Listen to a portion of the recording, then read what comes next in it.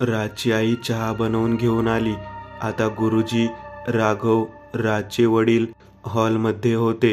चहा घेऊन झाला होता. गुरुजी, नक्की काय झालंय त्याला? आईने विचारलं. सुमे, सांगतो, सगळं सांगतो, पण जे मी सांगेन ते ऐकून घाबरून जाऊ नकोस, गुरुजी म्हणाले. काही क्षण त्यांनी डोळे बंद केले आणि आता ते बोलू लागले. त्याच्या मागे एक वासनांदास पिशाच्य लागले. रिताशू असे या पिशाच्याला संबोधलं जातं. पिशाच्य पुराणात यासारख्याच अनेक प्रकारच्या पिशाच्याबद्दल सखोल माहिती दिलेली आहे. त्यातच या रिताशू पिशाच्याबद्दल माहिती दिलेली आहे. रिताशू पिशाच म्हणजे? राजच्या वडिलांनी विचारलं. एखादी स्त्री जिच्यात कामेच्छा खूप असेल पण आयुष्यभरात तिला शरीर सुख कधीच मिळालं नसेल, अशी स्त्री जेव्हा वयाची 100 पूर्ण करून मरते तेव्हा मृत्यूच्या समयी तिच्या मनात जर तिच्या अपूर्ण राहिलेल्या या कामेच्छेबद्दलची खंत जेव्हा डोकावते तेव्हा मृत्यूनंतर तिच्या आत्म्याला मुक्ती मिळत नाही आणि तिचा आत्मा भटकत राहतो. आता जर हा आत्मा पुढची 21 वर्ष नुसताच भटकला तर तिला 21 वर्ष पूर्ण झाल्यानंतर आपोआप मुक्ती मिळून तिच्या आत्म्याला गती मिळते. गती मिळते म्हणजे तिच्या आत्म्याला दुसरा जन्म मिळतो.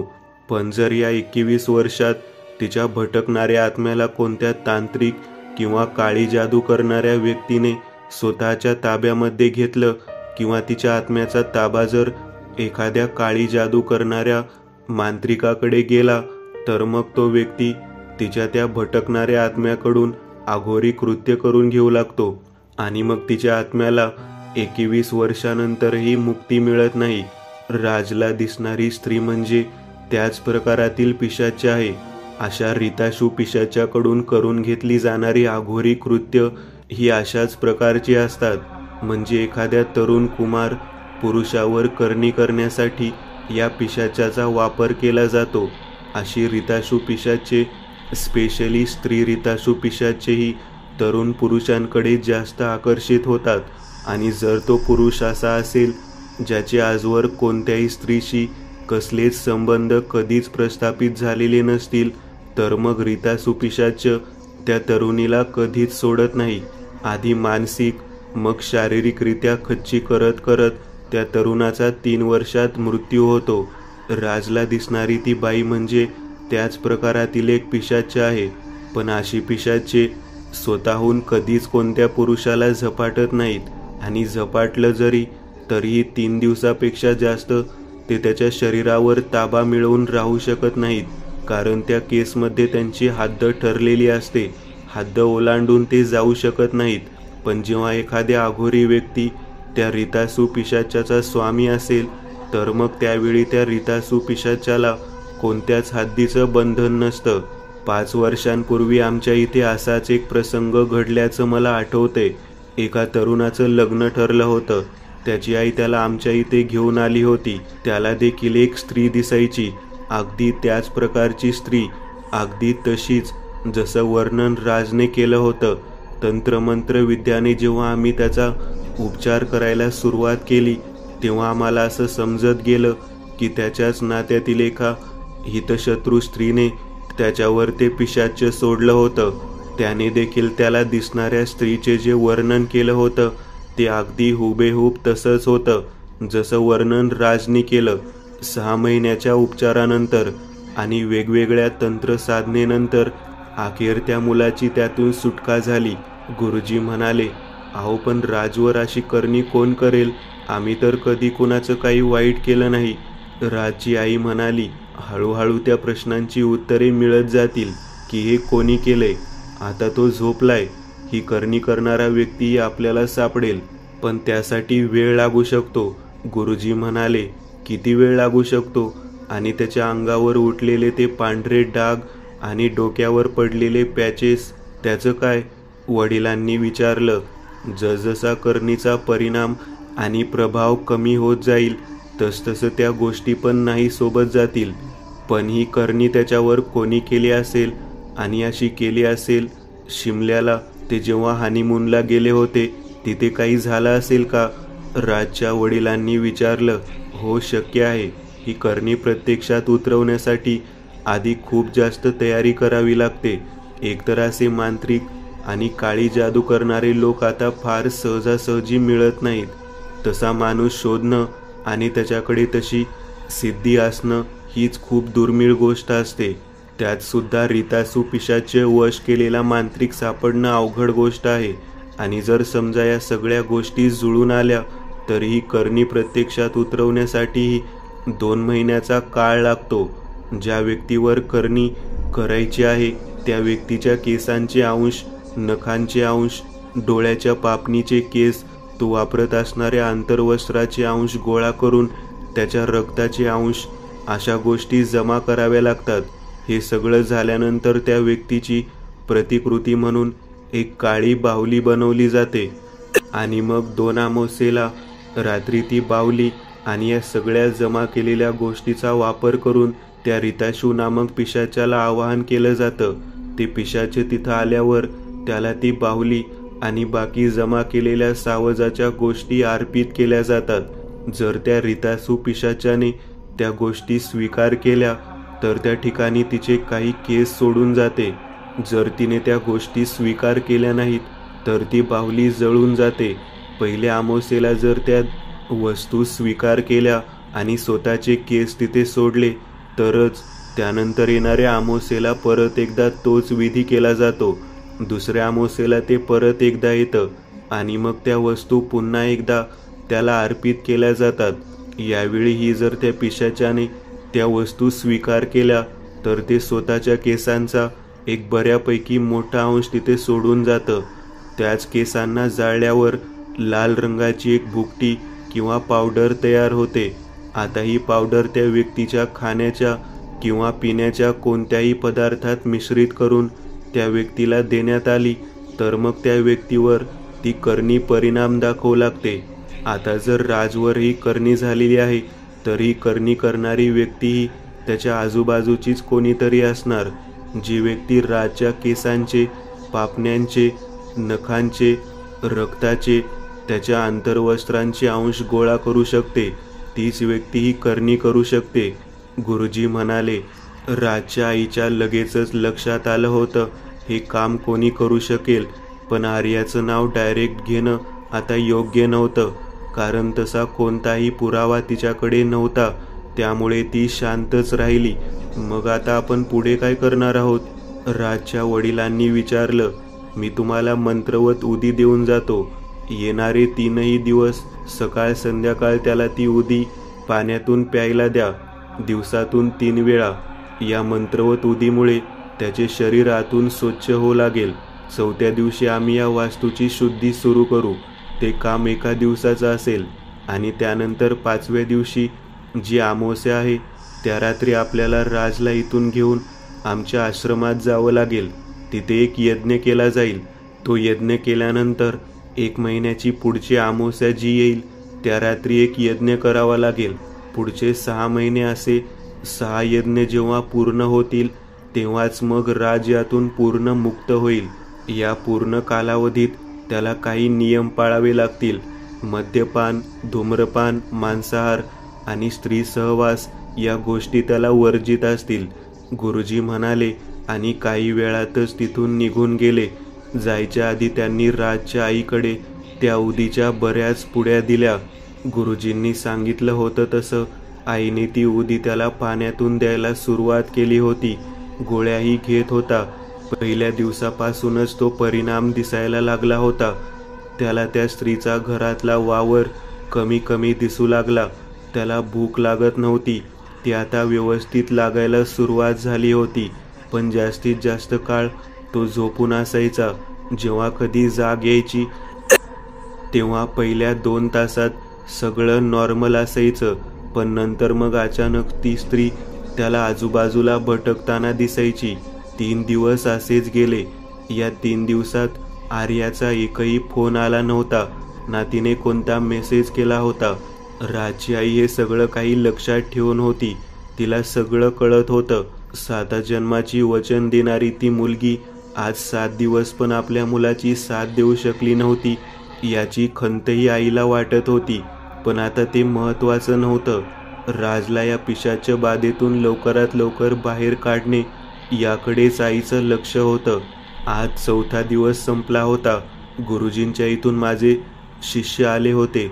त्यांनी पूर्ण घराची शुद्धी केली होती.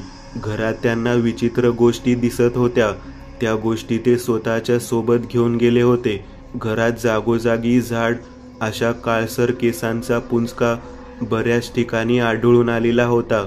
त्याचबरोबर वाकडी तिकडी काळी पडलेली काही नखे देखील त्या घरात वेगवेगळ्या भागात सापडलेली होती.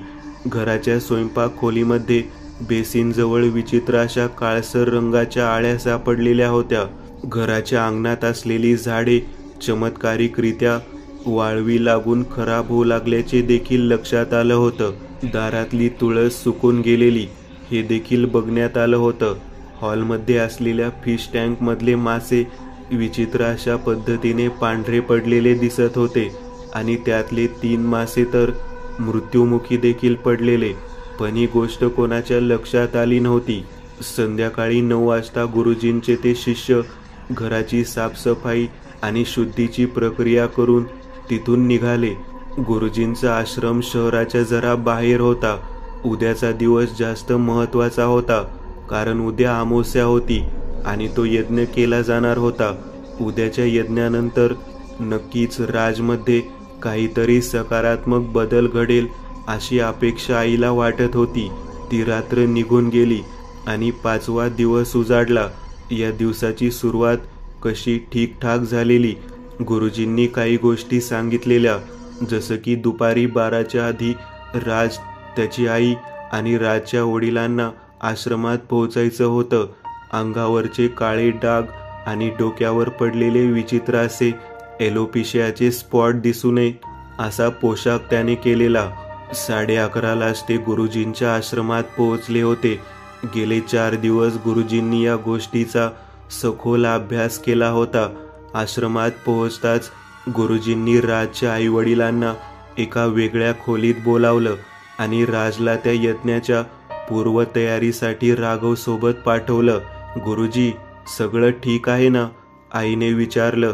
त्यांच्या चेहऱ्याचं गांभीर्य पाहून तिने हा प्रश्न केला होता. नाही, आपल्याला जे वाटत होतं त्यापेक्षा हे प्रकरण जास्त मोठं आहे. आपल्याला वाटलं होतं की ही करणी फक्त राजवर करण्यात आलेली आहे, पण ते तसं नाहीये. काल तुमच्या घराची जी शुद्धी करण्यात आली होती त्यात खूप साऱ्या गोष्टी सापडल्यात. त्या गोष्टी तुम्हालाही राघवने सांगितल्या असतील. सगळ्यात विचित्र गोष्ट जी तुम्हाला माहिती नसेल ती म्हणजे घराच्या मागच्या भागात कोणीतरी अत्यंत अशुभ अशी वस्तू करून ठेवली होती. जी वस्तू राघव स्वतःच्या सोबत घेऊन आलाय. त्याबद्दल त्यांनी तुम्हाला काही सांगितलं नसेल. मीच त्याला म्हटलं होतं की त्याने तुम्हाला काही सांगू नये. गुरुजी गंभीर झालेले. काय सापडलं? बाबांनी विचारलं. एक मृत मांजर. हा करणी प्रक्रियेचा सर्वात भयानक प्रकार आहे. आपला सगळ्यांचाच फोकस राजवर शिफ्ट झालेला होता, पण त्याचवेळी तुमच्या पूर्ण घरावर एक करणी झालेली आहे, गुरुजी म्हणाले. आणि राजची आई आणि वडील दोघेही घाबरले. म्हणजे? आईने विचारलं. तुमची कोणाशी खानदानी वैर किंवा दुश्मनी आहे का? कारण करणीबातेचा हा प्रकार सहसा पूर्णपणे एखाद्याचं घरानं संपवण्यासाठी केला जातो. मला सांगा, तुमच्या दोघांना नुकत्याच कोणत्या शारीरिक व्याधी सुरू झाल्या आहेत का? गुरुजींनी विचारलं. हो, खरं तर मी सांगणार नव्हतो, कारण राजच्या या अवस्थेत मला अजून टेन्शन द्यायचं नव्हतं, म्हणून मी बोललो नाही. पण गेल्या 2 दिवसापासून असं दिवसातून 5-6 वेळा होतंय. शरीरातून वेदनेची एक लखन अंगठ्यापासून सुरू होते. ती डायरेक्ट मेंदूवर जाऊन आदळते. फार नाही, पण 10 सेकंदासाठी ते सगळं घडतं आणि अक्षरशः जीव जातो की काय अशी अवस्था होते. रात्रीची झोप येणं बंद झाले. मध्येच कधीतरी झोप लागली तर काही वेळा जीव घाबरल्यासारखा होतो. स्वप्न पण अशी विचित्र पडतात. स्वप्नात मेलेले पूर्वज दिसतात. राजचे वडील कपाळावरचा घाम पुसत म्हणाले. अहो, काय सांगताय? अगदी हुबेहूब याच घटना माझ्या बाबतीतही घडत आहेत. गेल्या 2 दिवसापासून अगदी तशाच पूर्ण शरीरभर वेदना होणं, झोप न लागणं, झोप लागलीच तर विचित्र अशी स्वप्न पडणं.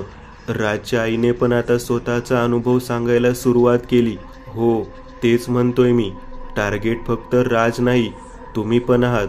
पण ही गोष्ट आपल्याला काल समजली आहे, पण अजूनही वेळ गेलेली नाही. पण ही करणी कुणी केली आहे तो खूप मोठा ज्ञानी असा व्यक्ती आहे एवढं नक्की. पण मला तुम्ही सांगा, तुमची कोणाशी खानदानी दुश्मनी वगैरे कोण करू शकेल, काही अंदाज? गुरुजींनी विचारलं. खानदानी दुश्मनी अशी काही नव्हतीच आणि नाहीच. कोर्टात जमिनीचा एक वाद होता माझ्या चुलत भावासोबतचा, पण तो निकाल आमच्या बाजूने लागला आणि त्या लोकांनी देखील तो निर्णय स्वीकारला. त्यामुळे वाद असा काही झाला नाही. बाकी आम्ही साधी सरळ माणसं.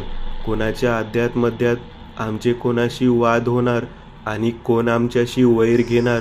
राज पण तसाच आहे, अगदी साधा सरळ मुलगा. त्याचे फार मित्रही नाहीत, तर शत्रू कसे असतील? राजचे वडील म्हणाले. हरकत नाही, करणीचा हा प्रकार काय होता तेवढे मी सांगतो, मग आपण यावरचा उपाय देखील करू. तुमच्या घराच्या मागच्या अंगणात दक्षिण दिशेला एक काळ्या रंगाच्या कापडात गुंडाळलेलं मृत मांजर सापडलं. मांजराच्या शरीराचं विघटन झालेलं नव्हतं. त्याच्या पूर्ण शरीराभोवती रंगाचे केस गुंडाळलेले दिसत होते. आपूची काही बोंड म्हणजेच आपूची फळ त्या मृत शरीराभोवती बांधलेली होती. हळद कुंकू याचा तर भडीमार होता. त्याच काळ्या कापडात उंदराच्या शेपट्या, कावळ्याची पीस आणि कावळ्याचा एक पाय, एक मृत विंचू या गोष्टी त्या मांजराच्या शरीराभोवती सुतळीने व्यवस्थितपणे बांधलेल्या होत्या. हे सगळं त्या काळ्या कापडात व्यवस्थित गुंडाळून कोणीतरी दक्षिण भागात पुरून ठेवलेलं होतं. हे गेल्या 2-3 दिवसातच करण्यात आलं असणार, हे मात्र नक्की. कारण जसजसं हे जुनं होतं तसं घरातल्या लोकांवर त्याचा प्रभाव वाढत जातो. आणि जर आजची अमावस्या उलटून गेली असती आणि ती गोष्ट जमिनीतून बाहेर काढली गेली नसती तर तुमच्या जीवालाच धोका होता. गेल्या 2 दिवसात या घरात कोणी आलं होतं का? जो व्यक्ती बाहेरचा असेल? गुरुजींनी विचारलं. नाही, 2 दिवसात तर कोणीच आलेलं नाही. 5 दिवसांपूर्वी राजचा एक जुना मित्र आला होता, आई म्हणाली. मग नाही, कारण हे तर 2-3 दिवसातच झालेलं आहे. कदाचित रात्रीच्या वेळी तुमच्या नकळत कोणीतरी कंपाऊंडची भिंत ओलांडून आत आलं असावं आणि हे सगळं करून गेलं असावं. गुरुजी म्हणाले.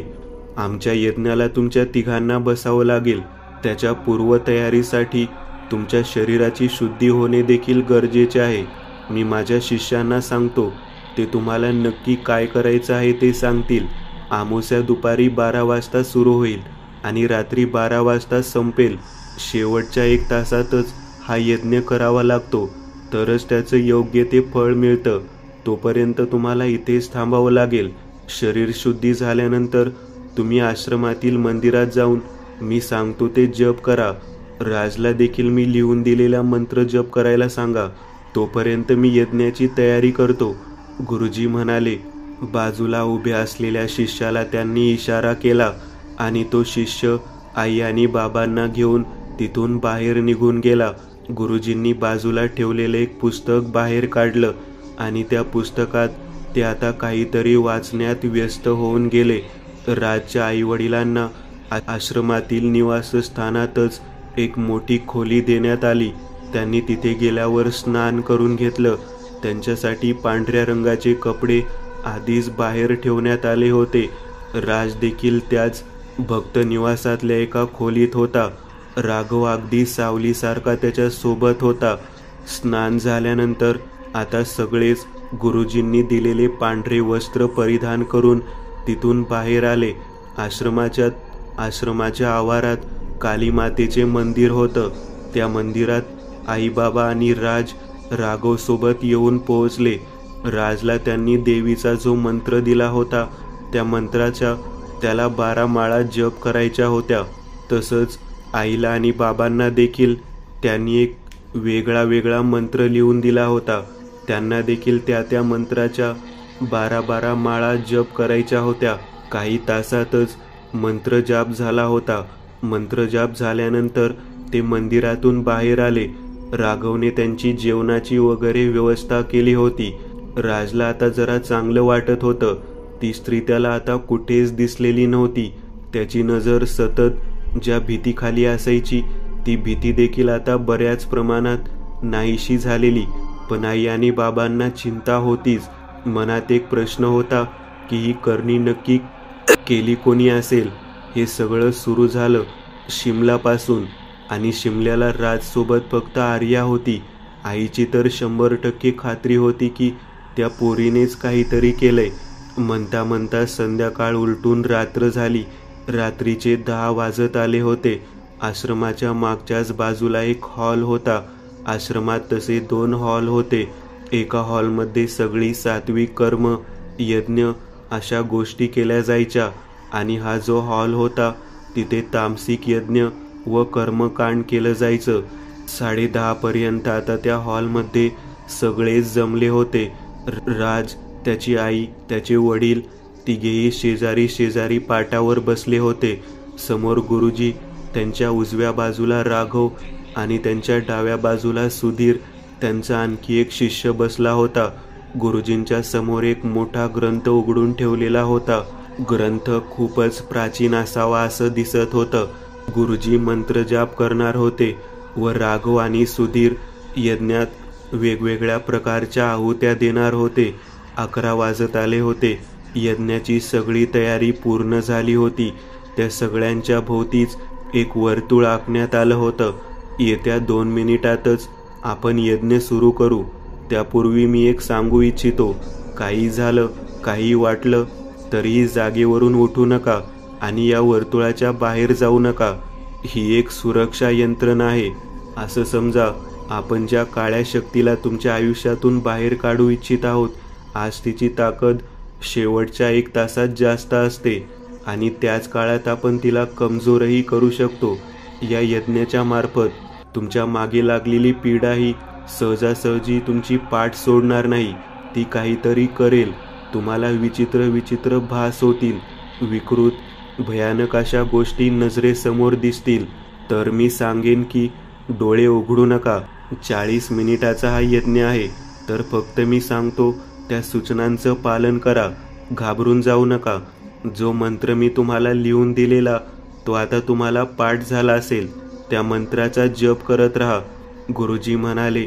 तिघेही घाबरून गेले होते. नक्की कसले भास होतील या विचाराने आतापासूनच त्यांना दडपण आलं होतं. 11चा ठोका पडला आणि गुरुजींनी आता यज्ञाला सुरुवात केली. काली मातेच्या स्मरणाने त्यांनी यज्ञाची सुरुवात केली आणि सुरुवातीचे काही मंत्र म्हणत त्यांनी त्या यज्ञासाठी लागणाऱ्या अग्नीला आवाहन केलं. यज्ञकुंडात पांढऱ्या मंत्रवत उदीचा मारा करताच त्या यज्ञकुंडात आपोआप अग्नी प्रज्वलित झाला. अग्नी प्रज्वलित झाल्यानंतर तो अधिक तीव्र होत गेला.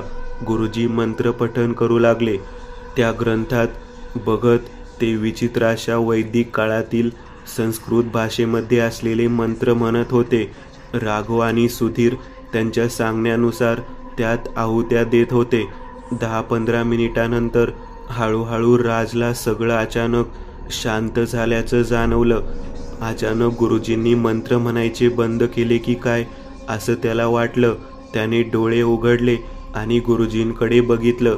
त्यांचे फक्त ओठ हालत होते पण काहीच ऐकू येत नव्हतं त्याला.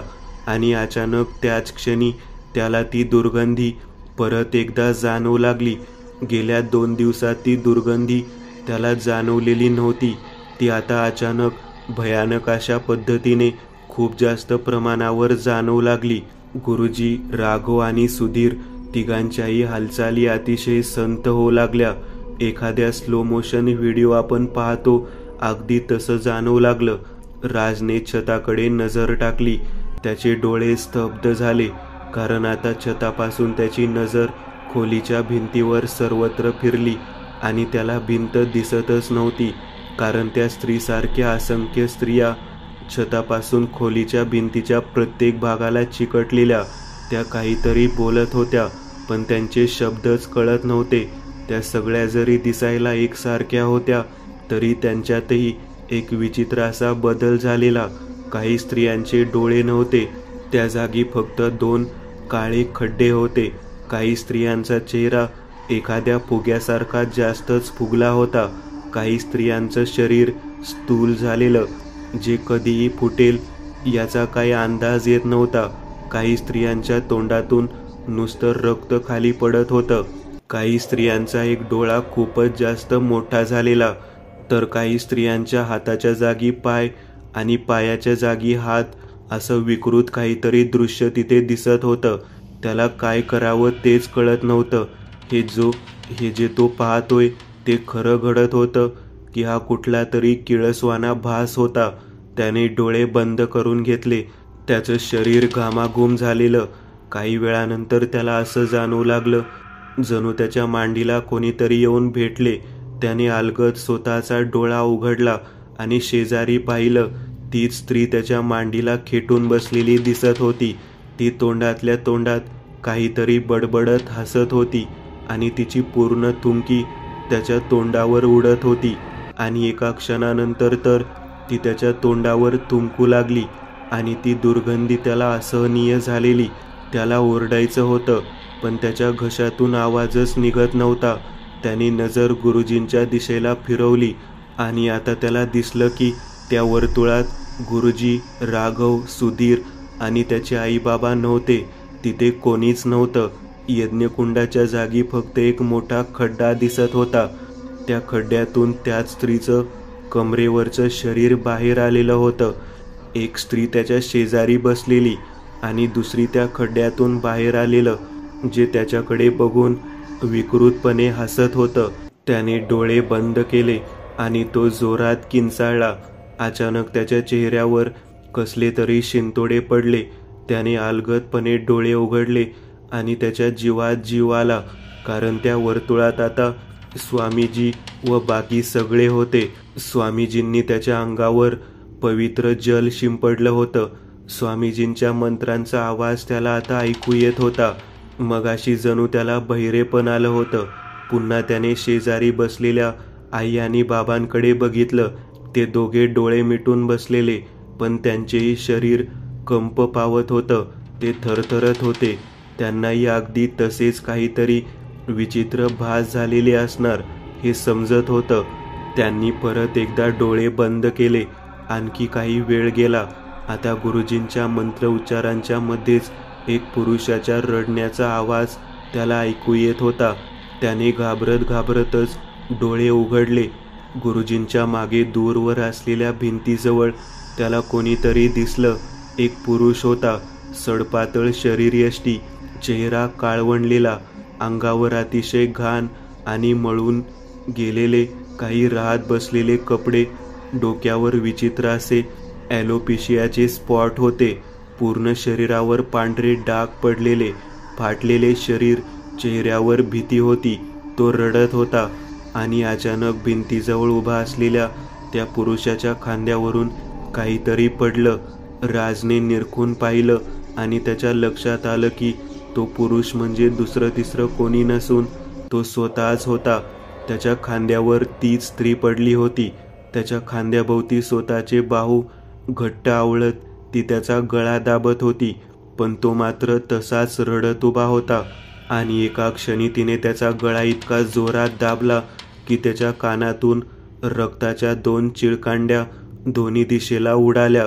त्याचे डोळे बाहेर उडून पडले आणि त्याचं डोकं जागी जमिनीवर धडावेगळं होऊन खाली पडलं. राज ओरडला, जणू त्यांनी स्वतःचं मरण स्वतःच्या डोळ्यांनी पाहिलेलं होतं. त्याने डोळे बंद करून घेतले. सगळं सुन्न झालं. सगळं शांत झालेलं.